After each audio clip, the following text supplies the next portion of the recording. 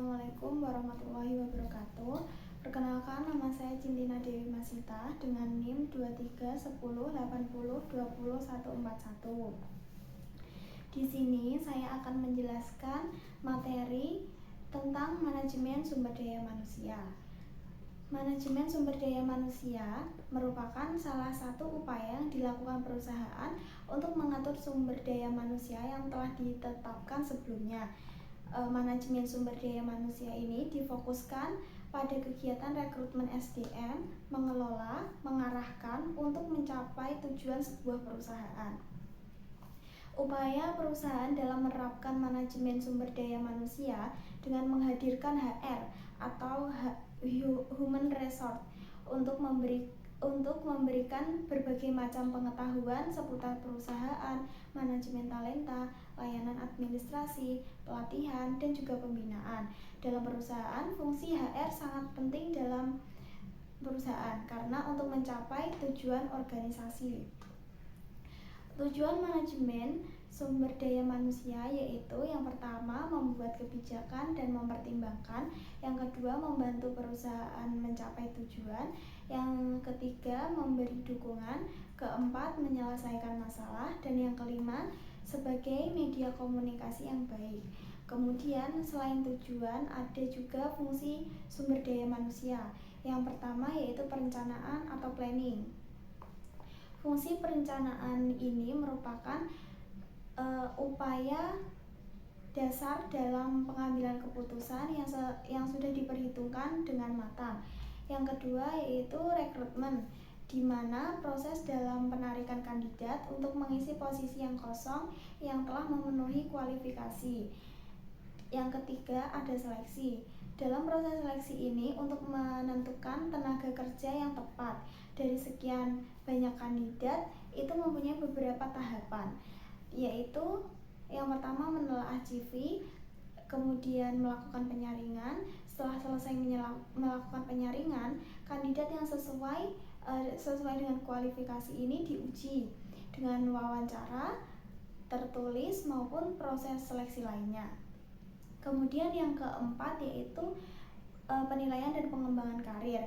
Dalam penilaian ini untuk menentukan seberapa pantas penghargaan yang diberikan karyawan sehingga bisa mengembangkan karir karyawan tersebut.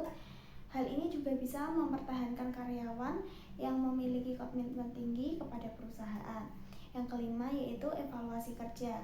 Dalam evaluasi kerja ini sangat penting dalam sebuah perusahaan, di mana dalam keseluruhan fungsi planning sampai controlling. Maka dari itu evaluasi yang telah dilakukan dalam rapat kerja atau rapat pimpinan. Fungsi dari evaluasi ini sangat penting bagi perusahaan guna supaya perusahaan ini tidak mengulangi kesalahannya lagi. Yang keenam ada kompensasi.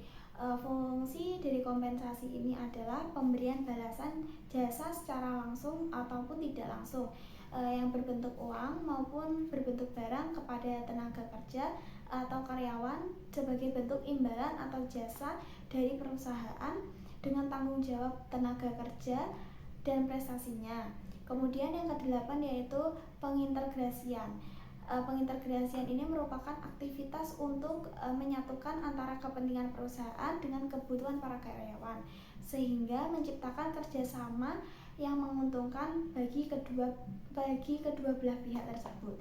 Yang kesembilan yaitu pemeliharaan. Fungsi dari pemeliharaan ini adalah aktivitas untuk memelihara atau bahkan meningkatkan kondisi mental, fisik, dan loyalitas pekerja supaya terciptanya adanya kerjasama yang panjang. Dan yang ke-10 yaitu pemberhentian. Pemberhentian atau PHK ini adalah mengakhiri sesuatu hubungan kerja perusahaan dengan tenaga kerja yang disebabkan oleh suatu hal dan memutuskan hak dan kewajiban kepada perusahaan yang bersangkutan. Sekian dari saya, bila ada kesalahan mohon maaf. Terima kasih. Perkenalkan, saya Umatul Solihah. Di sini saya akan menjelaskan tentang etika dan tanggung jawab sosial bisnis. Etika adalah keyakinan tentang apa yang benar dan salah atau baik dan buruk. Perilaku dibedakan menjadi dua, yaitu yang pertama, perilaku etis. Perilaku etis adalah perilaku yang menuruti atau sesuai dengan aturan-aturan atau hukum yang telah ada atau yang telah ditetapkan. Yang kedua adalah perilaku tidak etis. Perilaku tidak etis adalah perilaku yang menyimpang dari tugas pokok atau tujuan utama yang telah disepakati atau tidak menaati aturan yang telah ditetapkan. Etika individu. Setiap individu dapat mengembangkan kode etik pribadi yang mencerminkan berbagai sikap dan keyakinan. Sedangkan masyarakat pada umumnya mengadopsi hukum formal yang mencerminkan standar etika dan norma sosial yang berlaku. Etika bisnis. Etika bisnis adalah istilah yang sering digunakan atau merujuk pada perilaku etis dan tidak etis oleh karyawan dalam konteks pekerjaannya. Selanjutnya adalah etika manajerial. Etika manajerial adalah standar perilaku yang memandu manajer individu dalam pekerjaannya. Ini adalah seperangkat prinsip dan aturan yang dipilih oleh manajer tingkat atas untuk menjelaskan apa yang benar dan salah dalam suatu organisasi. Sedangkan menurut Griffin, etika manajerial dibedakan menjadi 3 kategori. Yang pertama, yaitu perilaku terhadap karyawan. Yang kedua, perilaku terhadap organisasi. Yang ketiga, perilaku terhadap agen ekonomi lainnya. Selanjutnya adalah menilai perilaku etis.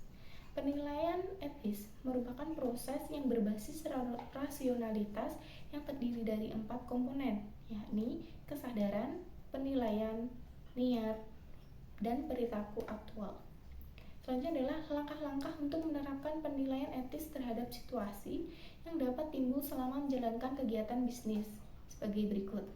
Pertama, mengumpulkan informasi faktual yang relevan. Kedua, menganalisis fakta untuk menentukan nilai moral yang paling sesuai. Ketiga, melakukan penilaian etis berdasarkan kebenaran atau kesalahan dari kegiatan atau kebijakan yang dinilai. 4 norma etis. Pertama adalah kegunaan atau utility. Apakah suatu tindakan mengoptimalkan manfaat bagi mereka yang dipengaruhi oleh tindakan tersebut? Kedua, hak atau risk. Apakah tindakan tersebut menghargai hak-hak pihak yang terlibat dalam organisasi? Ketiga adalah keadilan atau justice. Ini apakah tindakan tersebut sejalan dengan apa yang kita anggap adil atau malah sebaliknya? Keempat adalah kepedulian atau caring. Apakah tindakan tersebut sejalan dengan tanggung jawab setiap pihak kepada pihak lain? Selanjutnya adalah praktik perusahaan dan etika bisnis. Karena aktivitas yang tidak etis dan bahkan ilegal oleh beberapa manajer dan karyawan mengganggu lebih banyak perusahaan. Banyak perusahaan telah mengambil langkah tambahan untuk mendorong perilaku etis di tempat kerja, seperti menerapkan kode etik tertulis. Kode tertulis yang secara resmi mengumumkan niat mereka untuk berbisnis dengan cara yang etis. Kedua, memberlakukan program etika, di mana banyak contoh yang memperlihatkan bahwa tanggapan etis dapat dipelajari melalui pengalaman.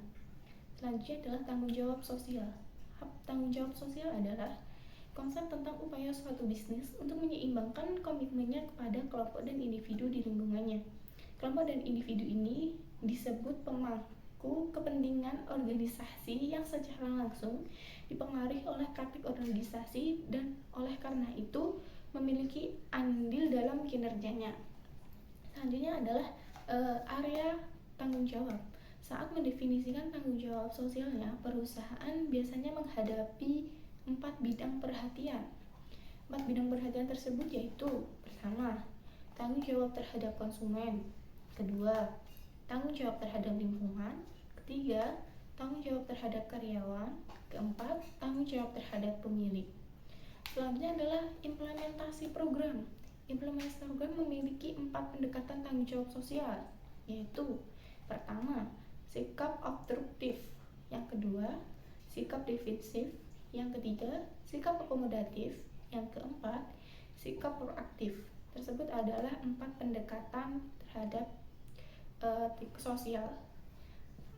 Sekian presentasi dari kami. Apabila ada kesalahan kata, mohon maaf. Wassalamualaikum warahmatullahi wabarakatuh.